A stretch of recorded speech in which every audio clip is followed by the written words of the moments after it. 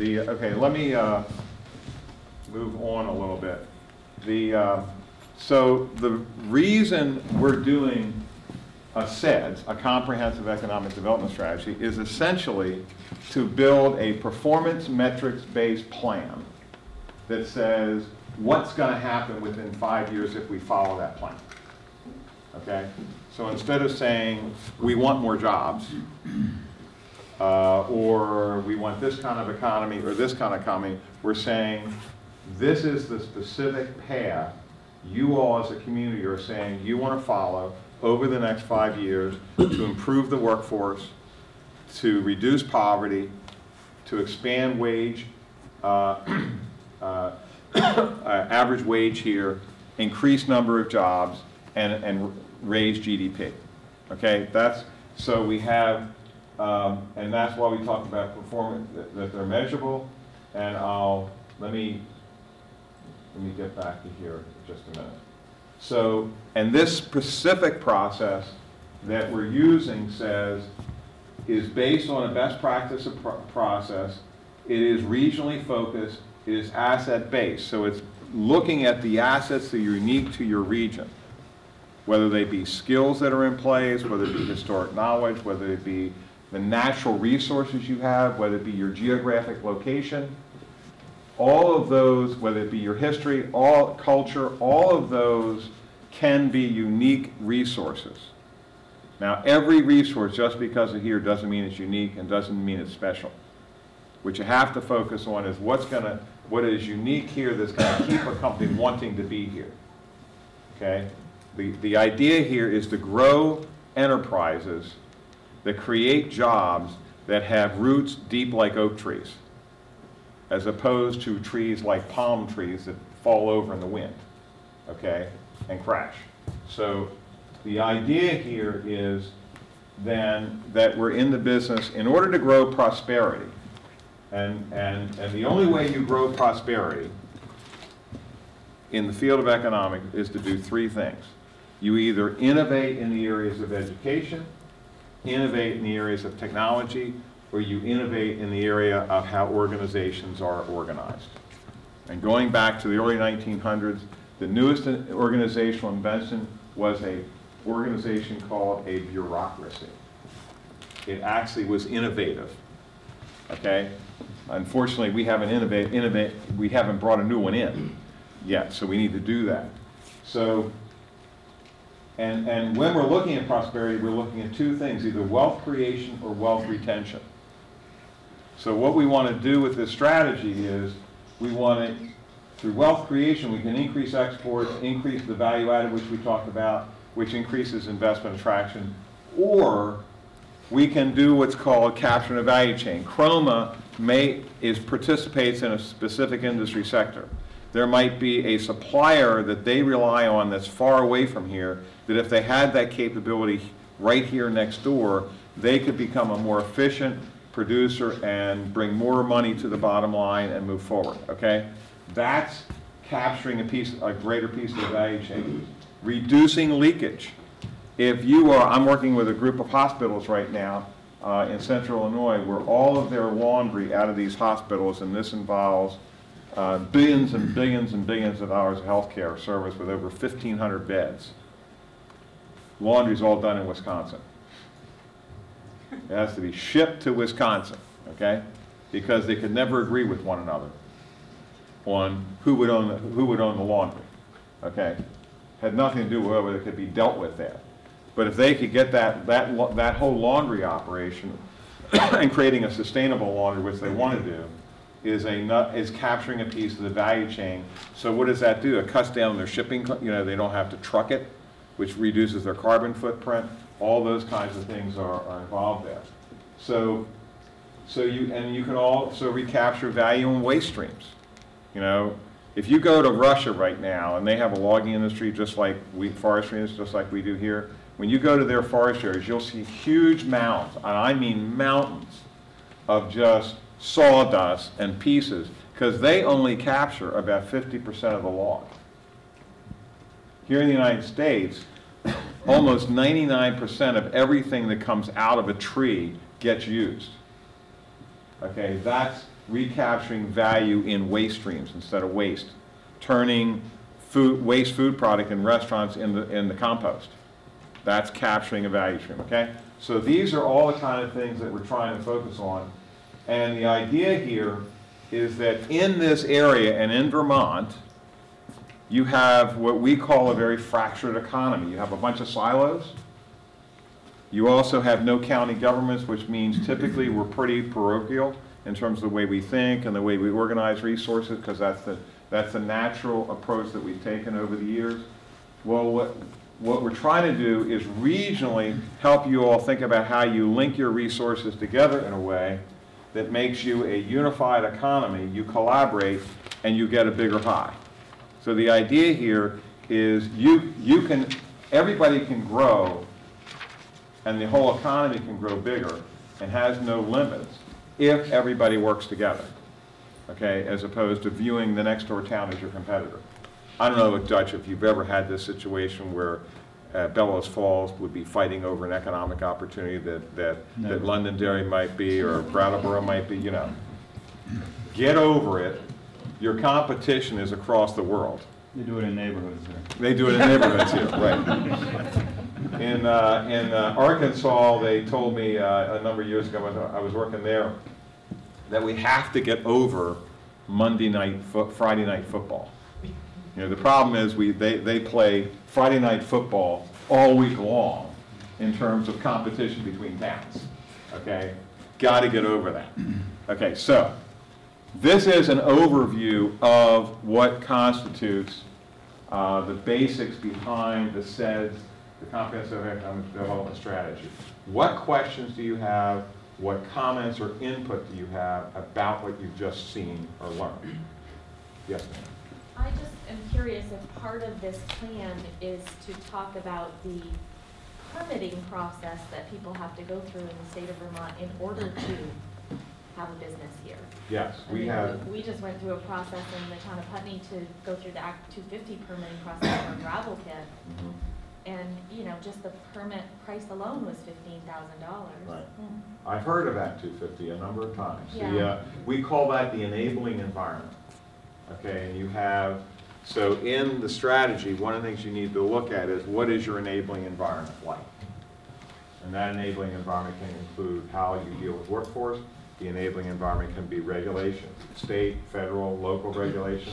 The enabling environment could be the lack of consistency between town governments and their approaches to how things, you know, suppose the town has to work in 3 or 4 different areas. How do you scratch your head out? You know, one says this, one says this. Do you even have online services where it makes it easier for a homeowner or a business to actually get a permit or to get permission to do things? Education is enabling. Dutch, do you have? Frank, have you worked in rural communities that have had success in creating industry clusters? Absolutely, that's one of our specialties. Can you mention some of those? Yeah. How it was done? Well, first of all, in rural, how many of you even know what an industry cluster is? Okay, well, more than I thought would. Okay, industry cluster is a term, according to Michael Porter, Harvard, he coined it. There's another firm out in California that said they coined it. But industry clusters, and these are different than industry sectors. An industry cluster is what they define as a geographically proximate group of companies that are related in a similar value chain, okay, and have common interests in it, okay, and a cluster, and there are about 53 benchmark clusters in this country, areas in the country that are called benchmark cluster areas. Unfortunately, all of them are in metro areas. So according to the traditional definition of clusters, you can't, most rural areas could not compete in building a cluster. What we've done over the last 15 years is developed an approach for rural areas to build what we call emerging clusters that don't worry about what it's called these benchmark clusters basically say if the percentage of your workforce in that particular cluster, let's say advanced manufacturing, is less than let's say 1.0 is the benchmark, if you're below 1, then you don't have a chance to compete. If you're above 1, you do, and that's just the percentage of your workforce of the total workforce. What we basically said, that's HUI when you think about a rural economy. So what you do is you look at mapping, identifying unique assets across a region and link them together through either virtual means or by creating a larger regional net. And then what we do, most cluster analysis that's done under the Michael Porter approach is what's called capacity analysis. It's looking at, do you have the capacity to compete or don't you? We develop what's called an opportunity analysis approach that says, what are all the assets in this cluster? How, if you linked all those assets together, what potential niche markets do those assets connect to? What makes them unique, and what is the unique service within that cluster framework around the world that it can fit in? And where are the global opportunities? So you end up with a cluster strategy that then has specific niche business opportunities that action teams are formed around. Is that? Mm-hmm. So for instance, we created a marine services cluster on the West Coast in Port Angeles, Washington, by mapping all the marine assets, and took a port that had only ever been used for logging and is now building $15 and $30 million unit yachts. Okay, by linking a bunch of assets together around there. We've done it around agriculture, developing a whole series of farm to table. So we've done it around, we've actually done an interesting thing linking mining assets, abandoned mines, and agriculture, where you use the unique properties of these mines that are abandoned and grow nutraceuticals in those mines, and it gets you to the equivalent of about $10,000 per acre of value by using these new approaches as opposed to $500 an acre. So, but that mine happen to have unique properties in it when linked with unique agricultural capabilities that allows you to go into a nutraceutical niche. Is that? Mm-hmm. So those are just some, does that answer your question? Okay. So that would be actually in the SeVEDS process, this first part is looking at what those opportunities should be as we go forward. The second phase would be honing into those industry sectors and clusters and really implementing opportunities. Yes, sir. Yeah, my name is Chad. Yes, Chad. And I wanted to follow up on something Bianca was talking about, and I really appreciate this process, and I very much appreciate, and I think a lot of people appreciate the process happening here in Bellows Falls. But I think it was mentioned earlier that as we look around the room, there's a lot of the usual suspects. Yep. And I feel that we're missing an opportunity to engage a broader sector of the broader section of the population in this community, specifically in this community. And I think some of the examples that you gave, you know, the farm to table, the $30 million yachts, that's not necessarily, you know, granted, that was good for their area. That was good for their area, and that's good to export, but I think that's not necessarily reality. Clearly we're not going to build $30 million yachts here. Well, might be challenging for multiple reasons. You got a river, but it's not quite deep enough for... True. Okay, so I guess what my question is what's your thinking? What's SeVEDS, and through the SeVEDS process, how are we going to engage the broader community and look at the realities that the whole of this community has to face and is to deal with? The second question I have is one thing that I would think was missing in the presentation is meaning. Is what? Is meaning. Meaning. So while the producer to the consumer chain, I think, is a good illustration of, you know, basic economic principles, I think what's missing in that is what gives meaning to a community and what gives meaning to people in this community, specifically in this community. And I think a part of that is the human capital that we have is one of those three tiers that you have: organizations, can't remember the other two. It's been a few years since I was in business school. So human capacity, which is okay, and economic resilience. Right. So making the connection between human capital, providing meaning for this community, and engaging the entire community. So can you talk a little bit about what processes are going to be built into this process to engage the entire community? Okay, just I'm trying to make sure we're engaging you, so I'm already off off the schedule, and that's fine with me. Right. Just I so think there this are is a other really- portions. this This is is a really important to get important this question, in. though. Exactly, I Yeah. understand that. I just want to make sure you all know where my head is right now, so Sure. we're going to try to keep to the time frame, but I want to make sure we answer your questions and address Okay. them. Frank, can I make a comment to something that he said? Sure. Just on, from what you said in terms of engaging the broader community and sort of the different people that you are representing, I actually just had this conversation with someone else recently, and for people like that Parks Place is servicing or that use services, it's hard to get some people to come to a meeting like this. But that's why it's so important for you guys and anybody, someone from Parks Place, someone from our place, to come to be that voice, to be able to say, these are the things that we see that are lacking, that, you know, maybe I'm not seeing every day, but you're seeing every day. You can be that voice to say, these are what we need to be focusing on. This is what is lacking. This is how we can help this sector move to the next level, or this is what they need to be able to be successful in certain areas of life. So if we can't get those specific individuals to come, we need somebody that can be there to be the voice for them, to be continually advocating for it. Let me just, and Laura or Pat or Jeff, you all tune in as well on this. In terms of participation, the reason we're out in these 4 regions is to begin that process. Okay, so my challenge to you, Chad, would be if there are audiences that you think the SeVEDS process ought to hear from, then coming out of this meeting, you ought to, it would be great for you to connect with Laura or whoever and say, hey, we've got meetings in Londonderry, we've got meetings in Brattleboro, we've got, what's the 4th? Wilmington. Okay, there's 4 different meetings. Okay, just this week. There'll be another series of meetings in June. Okay, that we'll be in for. And there's time in between that, I assume, Laura, that there's opportunities to engage. I won't be here necessarily, but so we want, you know, Vital Economy's view is we need to hear as many voices as we can get into the process, okay? From whatever number of perspectives, because that is what makes a strategy richer. That doesn't mean that everybody is going to agree, but it means that most people should be able to be heard and come to consensus on where the region should go.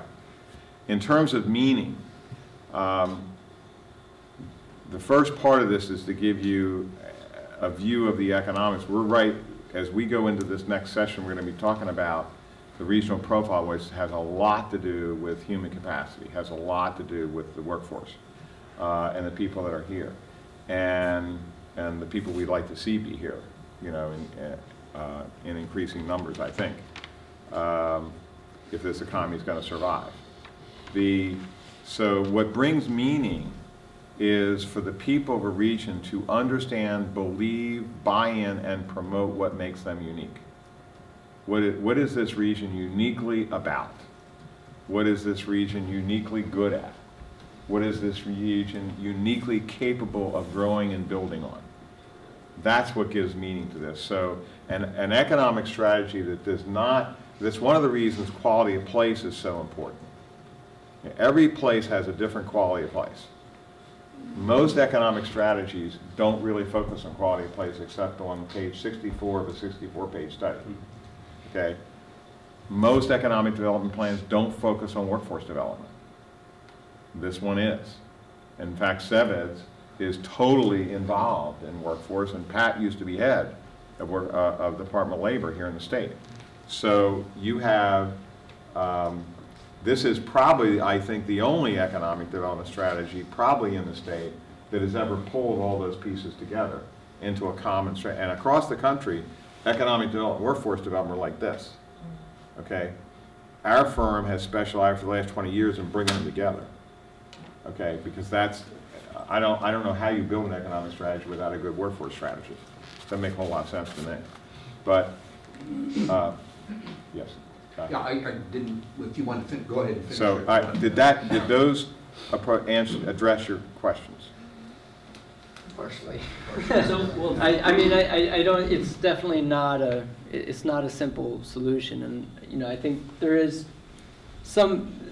I agree somewhat with that, but I think the ideal would be to have the people I don't live in this community.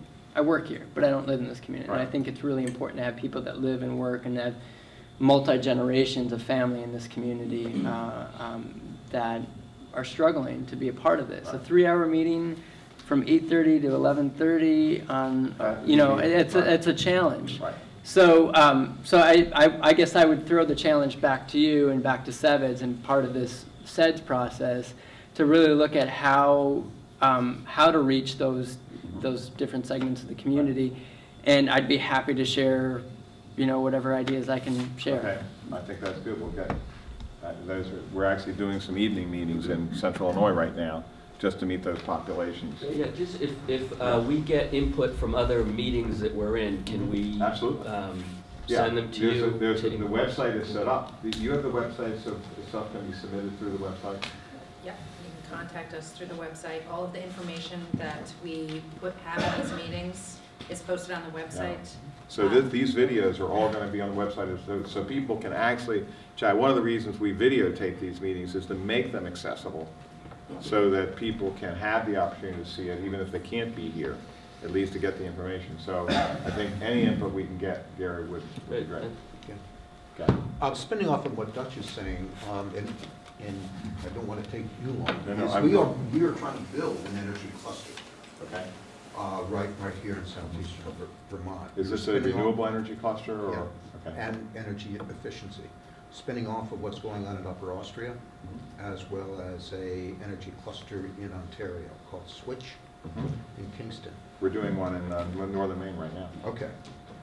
Right now, a little contrary to where you're going, it's spinning off of the service sectors, primarily in the area of building science, home performance, and general contracting, because of the energy efficiency and what is happening in terms of mold. So Right. we're building high-performance homes. But spinning off to biomass, looking at photovoltaic, as well as sort of an outer core, which would be your lending institutions and real estate. So as we try to evolve, I'm curious to know how to build that energy cluster. Right here in southeastern Vermont. We can certainly talk to you about that offline through SeVEDS. You know, we can have Laura can set a conference call with me at times. You know, we can, when I'm not here. I can tell you this week there is no time. No that time. I understand from fact. So I would be more than happy to do that, but I will take you back and take you back to this slide here. It's this one here. What you're describing is you're reducing leakage. Oh, yeah. Okay, so for instance, you're, instead of spending money on oil, okay, going out to foreign owners or whatever, using energy that's produced here, you're also creating jobs here for energy audits and all that kind of stuff that are whole new value-added jobs. So that has to do with recapturing value in waste streams and reducing leakage. So that's very much in line with this. Okay? So let me, John. I'm certainly not necessarily right at the moment, but I am very concerned and Can you speak up just a little bit? I'm very concerned and interested in a discussion of how we overcome the fears and opposition to economic development, because it's there. And I could mention at least 3 briefly types of opposition. Right. And I think it's a major problem to overcome the negative image of development, and some people are opposed to what I would call community solutions. Like there's a bus service that some people work very hard to create, and a lot of people don't want to get on the bus because they feel that bus service is only for poor people. Okay, well, this is not the only area of the country that has the problem of people not wanting economic development and thinking economic development somehow is the bad, ugly monster. Okay? The problem is that economic development has historically has gotten a bad rap that you either rape and pillage or you have a beautiful environment, and never the two shall meet. Okay? One of the reasons we use this balanced approach is to let people understand that you can have a strong economy without raping and pillaging the environment. Okay? people also oppose economic, there are businesses that oppose economic development because they don't want wages raised. Okay, so there's all kinds of different reasons why people would be opposed to growth or whatever. The trick to this is that when people can understand that the economy has the opportunity to become larger and the pie is not limited, and that they have the opportunity to share in a piece of that pie, their approach to economic development gets to be a little bit different. Okay, it doesn't mean it's easy, but the problem is most regions believe that their economy is a zero-sum game. If somebody gets something, I'm going to lose something because the economy has a limited size it's going to get to and will never be able to get bigger. So the first thing you have to do is help everybody understand that by working together you can have a larger pie that everybody has a chance to share in. The second thing you need to do is most economic development is done in silos. So you have different towns or different industries, and people don't see the connection between workforce and healthcare and putting a manufacturing plant in place. Okay? The reason you need a balanced approach is people need to understand their interlinkages here. And these are interdependent on one another. Secondly, you need to show that there's a relationship between quality of place, which has to do with a place that people want to be. Okay, not, people don't want to be in a place where smoke's, spewing through their screens all the time. Okay, but it also means that your view of industry needs to change based on the way industry has changed. I can guarantee you, I'm working right now in Central Illinois with a huge manufacturing area. There's a major problem that parents are telling their children that those awful manufacturing jobs that pay good money get grease all over your hands and you're going to get sick and all this kind of stuff. And they have no idea that there are $3 million and $30 million computer-aided design machines that people are sitting in clean rooms making $75,000 a year operating in these manufacturing environments. People don't fundamentally understand what's going on in the economy these days. They don't know what a job really is all about. So half of the job of economic development is education. Okay? People are starting from a premise that doesn't bear out when you look at the evidence. It's based on past knowledge. So part of the problem also is many people think that economic development is project driven. Economic development is a long-term journey. Okay, I come from Baltimore. I can guarantee you we're over almost 300 years old. The journey is not finished. Okay, and you all are much older up here. Okay, the economies evolve. And if they don't, they die.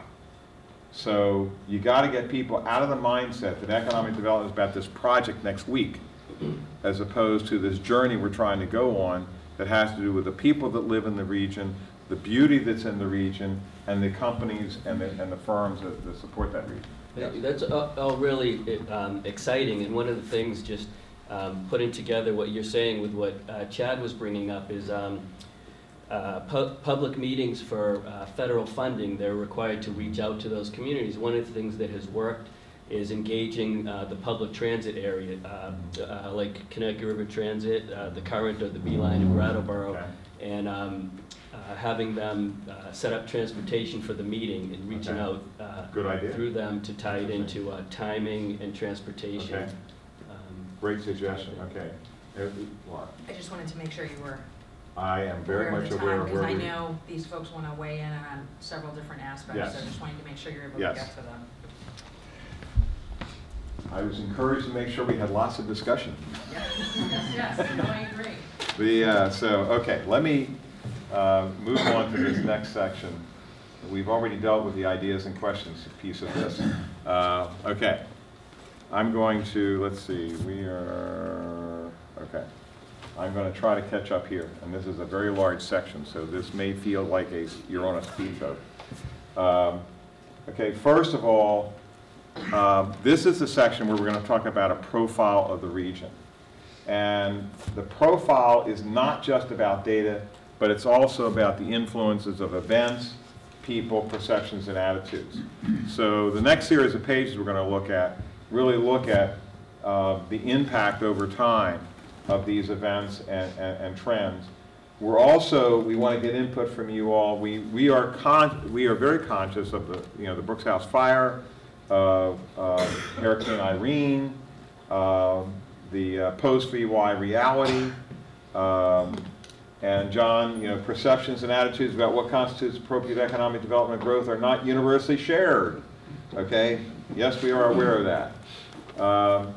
But we also know that this region is aging at a pace that is not sustainable. And so we want to get you all to sort of focus your minds around some of the key data points in here. And if you take a look at this slide here, looking at the demographic makeup, anything you notice about this slide that might be pertinent or meaningful to you? The red is the 25 to 40, here's the U.S., the red is the 25 to 44-year-olds, the purple is those that are 45 to 64, the gray is over 65. Notice anything about this slide? What's it telling you about Wyndham versus the region, the U.S. trend? We're beating everybody in terms of the graying of the population. Yeah, you're beating everybody in terms of the graying of the population. And guess what? The 25 to 44-year-old area is the prime workforce age group. Okay? If you don't have them, you don't have an economy. Because you don't have workers. Yeah, but we've got a larger population in the U.S. of the 45 to 64, and that's where people should really be hitting the road and moving and developing and growing and maturing. That's correct. In their business, whatever it might be. Right, and that's you're dealing with a more professional level typically there. They have families but their families are usually more mature. Their children are probably on their way to college, if not, except for my children who didn't get married till very late, and so I have a 43-year-old son with a 4-month-old daughter, so. But, yes. Is that 34%, are those people living in Vermont, or are they working? They're living in Wyndham. Living, okay, okay, I just didn't know where these people coming up from Massachusetts. So, and you're going to see there's a trend here, okay? You take a look at this slide. You'll notice that this actually shows you from 1990 to 2000, the red being 2010, at different age levels. You'll see, look at that 20 to 44 age level. From 1990 down to 2010, 26%, almost 27% decline. So and look at the 94% increase in the 45 to 65, okay, which you were pointing out, but look at the 32% increase in the over 65. So yes? Just wanted to offer an anecdote in response to Jess's question, which is a good one. We have a small company in Brattleboro that has about 80 employees. When the two people who own it bought it 30 years ago, or 25 years ago, 27 years ago, average age of the employees was 30. It's now 54. Mm-hmm. Yep. That's the problem. So right. It's not that we have a lot of us, it's that there's not enough workers who can do the actual stuff. Right. So we've got these trend lines, and what's interesting here, if you look at this slide, you'll see that notice in 2000, things were growing up to 2000. And so wage and salaries are now pretty flat, okay, through 2011. And you're gonna, so there's this leveling off. And what's very interesting is that if you take a look at the relationship, the blue is the average earning per job that fell, the red is the per capita income. So the difference here is the blue is what you earn. The red per capita is how much money is coming into that as an individual into you. What that red is showing is that there's a larger percentage of dollars coming from non-earned income. Okay, more retirement, or more people needing subsistence level support. And here's another telling story. Okay, if you take a look at this slide, look at the percentage, the blue is the critical one. That's where money, the personal income in the region is coming from private wages and salaries. That's the blue. That's 49.2% in Wyndham. Look over here in the US, it's 60.5, and in Vermont it's 56.5. When you get below 60% of private wages, of the personal income coming from private wages, you are getting to a point where you have a non-entrepreneurial, non-innovation climate. Okay, people are not getting their income from at-risk work.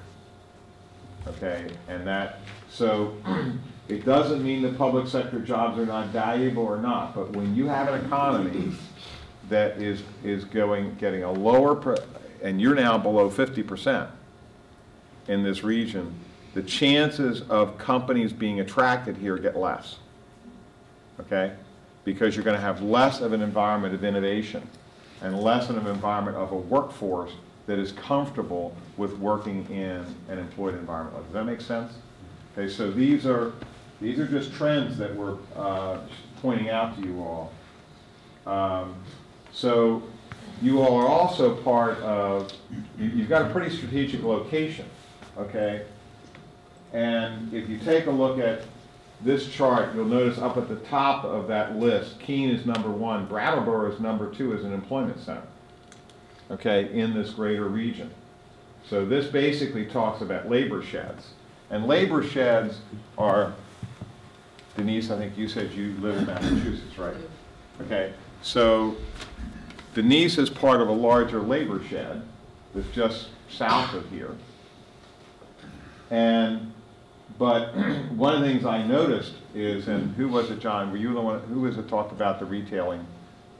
Did you talk about the amount of retail being done in New Hampshire versus here? Okay, I mean, I've done work in Keene, okay? When I see the difference between Keene and this area from a retail standpoint, and actually some of the same stores are in both places, okay? There's a huge difference, even in each of those stores, and what they carry versus what's in one region versus the other. So you're part of a labor shed. So focusing just, the labor shed is where your workers come from, and you have a significant number of workers that come into this region and take money out of this region and take it back home somewhere else, which means it typically isn't going to get spent here either. Okay? So, and then if you take a look at this, you're looking also at average annual wages. Take a look at the average annual wage in Wyndham versus Vermont, Maine, Massachusetts, New Hampshire, and the US. Significantly lower. Okay? So what, okay, that might be good for, lower wage jobs, but what does that do for somebody who has, and take a look at this one, this next one. We see some college, or in this middle column here. Go over here. Pointer with me. Notice what this is showing is whether you have a high. Notice that if you have no high school diploma, your wages are pretty comparable, right? But as you get a higher level of education, at some college or associate's degree, that's about $26,600 versus $35,248. If you have some college or associate's degree, are you going to look for a job in Wyndham or somewhere else here? Okay, or a bachelor's degree? Look at that, $10,000 difference between Hampshire, Mass, and Wyndham. Okay, and if you're a graduate or a professional degree, 42 versus 55. So there are, so what's happening is you're earning less money in this region for comparable education. So if you are a person with a degree, or a graduate degree, or you have a technical degree, are you if you have a choice, where are you going to look? Okay, you're going to look in those places that both have a quality of life, but it gets pretty hard when it's $10,000 difference, right? Okay, so, and especially when it's only 90 minutes away, or an hour away, or 30 minutes away. So those are all things, and now this is Vermont and not Wyndham, but this chart basically shows that Vermont's performance overall is lagging New England and the U.S. This is the vertical axis is the gross domestic product per capita, that's produced per capita, and this is the regional GDP rate of growth. This is the rate at which your economy is growing. Notice where Vermont is versus every place else. Okay, it's not performing anywhere near as well, and Wyndham's performing at a level lower than Vermont, worse than Vermont. So you've got I'll go switch over. Let me go here. This is, I find, a very interesting chart. This is economic performance comparisons of Wyndham versus the U.S. trend-wise. When you look at population, employment, personal income, average earnings per job. Notice that the red are all the areas that Wyndham is underperforming. The green are the areas that they're overperforming, okay, versus the U.S. Do you think it's a good, bad, or doesn't it matter whether you're underperforming trends in the U.S.? Not a good sign. Okay. Okay. So one of these metrics are things that are typically not looked at in an economic development strategy, but you need to look at them because you've got to set benchmarks. You've got to, if you're not moving a trend, you're not participating in the economy that's growing in the U.S. And if you're not participating in the economy in terms of the overall atmosphere, you got a major problem. So going back to the goals that were talked about, we're looking at this issue of economic resilience. We're looking at human capacity, quality of place in these goals, and how these industry sectors inform it. And so this gets right back to those goals, that the reason these goals exist, fiscal sustain, improve the wage parity with the surrounding labor shed, increase the size and quality of the workforce, increase the population proportion, and create an entrepreneurial environment. They are all responding to the data, okay, that was uncovered. This is one of the reasons why SeVEDS set these specific areas and why they set these metrics. Now, my first question to you is, what is this profile telling you about the economic future of this region? I see a smile on your face. It must be positive. Okay. You can look at it as scary, or you can look at it as an opportunity. I'm a big believer that the glass is always half full. The glass should runneth over. The glass should runneth over. This is an opportunity. Knowing where you are is half the battle. Okay? The problem is, every time we show this information around this region, a lot of people don't even know this. Okay? And you can't do much about something if you don't know it exists. So what is it telling you about your region? What is it saying to you, Catherine? Katie. We have a lot of opportunity. I need my glasses. That's okay. I'm blurred. Go ahead. We have a lot of opportunity. Okay. Okay. Who else? What else is this information telling you about your region? We need to find a way to attract and keep youngsters and engage the youth, have them understand what we're talking about here, and have buy-in, like you were describing earlier. Okay. Anyone over here? Well, I think it's a tremendous opportunity for growth. I mean, there's a lot of things that we need to do. Yep. So there should be things for people to do. Yes. It's a matter of getting people together, as Right. Chad was saying, and finding out what the workforce can Right. do. But it's you know, it may be stagnant now, but there's a lot of things, it seems to me, a lot of opportunity. Yep. You know, we got to figure out how to get there. I agree. Yes, John? It suggests we need to do something different. Okay? From what we've been doing. Okay, that's a good point. Yes. I think it suggests because of the aging, there are going to be job openings that maybe can attract the younger, so we need to make sure that they're. Because of the aging, there will be job openings that can be filled by younger workers, and we need to figure out how to do that, yes. In addition to attracting younger people, how can we look at our aging population and create industries that can support an aging population, such as meeting the needs of older people? That's a huge industry in and of itself. Addressing senior issues. Okay, there actually is only one state in the country that has figured out how to do that. No. No? No. Arizona. Arizona actually has a senior living cluster. They have actually created a senior living cluster. It started about 15 years ago, and they have looked at every aspect of the aging cycle. And Florida, it just was happenstance there. And actually, there are a lot of snowbirds coming north now that are not going to stay in Florida anymore. Okay, but that's not happening in Arizona, and it's because Arizona has figured out the lock to that box of gold. Yes. We also get hung up on the age of 65, and Right. we don't view that in terms of what lifespan is really Right. evolving into, that it's not, it's young. Yeah, there's So a how great, do we look at that in a different Yeah. way and change our I'm mindset 67 in about August. seniors? I had the greatest compliment last week, 2 weeks ago. We have this group we formed in Illinois called Gen X. Not Gen Y, not Gen X, it's Gen Next. And one of the leaders of it said to their 25 to 44-year-olds and said, I heard that you're going to be 67. And I was telling the story last night at dinner to the SeVEDS team, and they said, that's impossible. You have a Gen X mind. I said, has nothing to do with age, my dear. Thought we have, in terms of the data, I mean, we've got an asset at SIT. And to project ourselves as a region, I mean, the numbers throughout the United States of native-born people are down.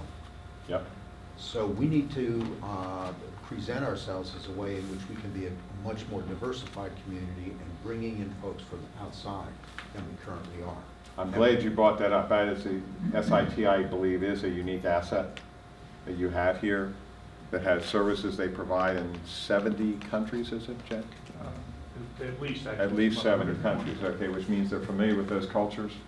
And one of the problems in Vermont is if you take a look at the percentage of your population that is non-native born, it is very minuscule, okay? And if 15, now 16% of the workforce in this country is supplied by non-native born people, and 90% of all job growth in the last 15 years has been filled by immigrants at the highest and lowest level of work, that would say to us, those of us who thought we were in the majority for all these years aren't birthing enough children. This is why immigration is so important to this country in terms of reducing the age of the workforce and bringing more people in to populate this country. So this idea of making this region a real center for attracting a multicultural, embracing multicultural populations and dealing with a global world, I think is a great opportunity. I'm sure Chrome is dealing all over the world, aren't you? Sure. So I think that is an interesting opportunity, but you also have to be prepared for it, how to deal with it. So let me just ask you, so based on this information, what do you consider to be the most important drivers of your local economy today in this region? What do you think are the drivers? If things have changed, if all these changes have taken place and people don't even realize it's happened to them, what are the drivers now versus what they used to be?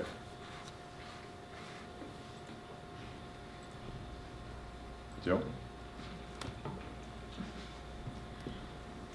I don't know Jill does? what are our main, I mean, when I think about what we have for businesses and such here, I can't think of one in particular that is driving our local economy. Right, I can give you a little hint.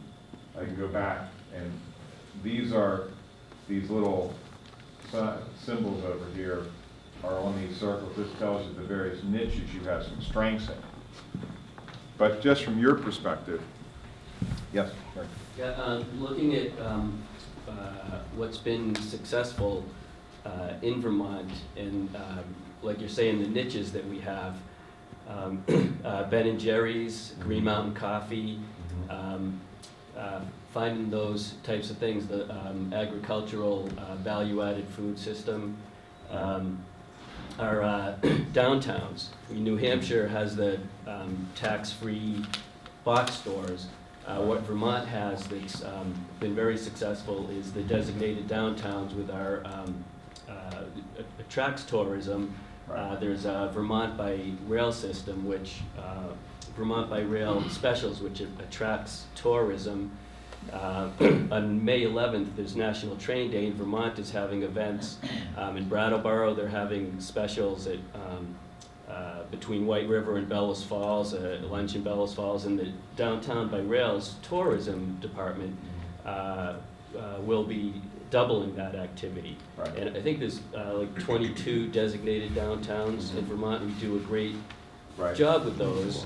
I think mission-driven activities. We've had a lot of investment in the state in renewable energies, and that's an area where it's been shown to produce higher jobs on all levels, on the engineering levels, designing systems, the manufacturing levels. Serves all levels of the population, and it's a good cluster opportunity. Okay. There's a couple. Yes. I'd be curious to know what I don't even know if this is the right way of asking this, the average number of nonprofits per capita for the state of Vermont versus other states. I actually had, the question was what are the average number of nonprofits per person, per capita in this state versus other states. I can tell you that in Maine, New Hampshire, and Vermont, it's the largest number per capita. I have to go look at it by state. You all are right up there because you only have 600,000 people, and I think the number of nonprofits you have is equivalent to New Hampshire. So nonprofit employment is in this country, nonprofit employment represents about 15% of the employment in the U.S. economy. It's also been one of the fastest growing employment areas in nonprofits in the last 10 years than many others. In fact, 50% of all the nonprofits that exist in the United States today did not exist 20 years ago. That can be a little bit deceiving because hospitals and healthcare is almost all nonprofit, and the way the healthcare system and insurance has been driving up the number of people and the bureaucratic requirements in some of the healthcare. But just the other piece of the niches, like Green Mountain Coffee and Ben & Jerry's are big exporters, and our ag potential here. We have a Wagyu beef supplier locally in Springfield that just started, and they're supplying a Gramercy restaurant in New York City. And just a huge potential for clusters too. We had someone nationally who does inventories on food systems came here 2 years ago and did a asset inventory of the local food system for our region. Produced some great results and talked about some good clusters where they tie the beef growers with the slaughterhouses with their selling it in the stores and their own branding. And, so just there's some good cluster opportunities. The state's investing a lot in the farm to plate program and in the energy programs, and there are good cluster opportunities and fit the niches that we have here. Good. Okay, this has been excellent input. Believe it or not, we got back on schedule. And I want to be conscious that some people may have to move their car, okay, before 2 hours is up. So what we'd like to do is take a 15-minute break. Okay, it's 10 o'clock, 10:15. Now, don't go move your car and not come back. The